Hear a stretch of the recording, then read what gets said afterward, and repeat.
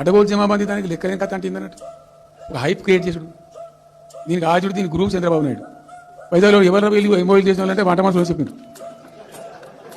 ఆ సారవటలలో బయట వంట మనుషులు వాడు ఎవడ సప్లై చేసిన వాళ్ళు బీఆర్ఎస్ కు కష్టం వచ్చినప్పుడల్లా చంద్రబాబు నాయుడు గుర్తొస్తాడు సార్ కేసీఆర్. తెలంగాణ ఉద్యమ సమయంలో కూడా చంద్రబాబును బూచిగా చూపెట్టి తెలంగాణ ఉద్యమ స్ఫూర్తిని రగిలించారు. అందువల్ల చంద్రబాబు నాయుడు అనే ఫ్యాక్టర్ తెలంగాణ సెంటిమెంట్ రగిలించడానికి దోహదం చేస్తుంది అని బీఆర్ఎస్ నమ్మకం. కేసీఆర్ ఈ ఫ్యాక్టర్ అనేక సార్లు ఉపయోగించారు. మొన్న ప్రెస్ కాన్ఫరెన్స్ లో చంద్రబాబు నాయుడు గేలి చేయడము, ఎగతాళి చేయడము ఇవన్నీ కూడా ఎందుకు చేశాడు? సో చంద్రబాబు నాయుడు గురించి ప్రస్తావన అవసరం లేదు కదా. రేవంత్ రెడ్డి ఇన్వెస్ట్మెంట్ అంతా బోగసు బబుల్ అని చెప్పొచ్చు, కానీ చంద్రబాబు నాయుడుని పట్టుకొచ్చి చెప్పాడు. చంద్రబాబు నాయుడుని టార్గెట్ చేయడం ద్వారా ఒకే దెబ్బకు అనేక పిట్టలు రాల్చాలని బీఆర్ఎస్ లక్ష్యం.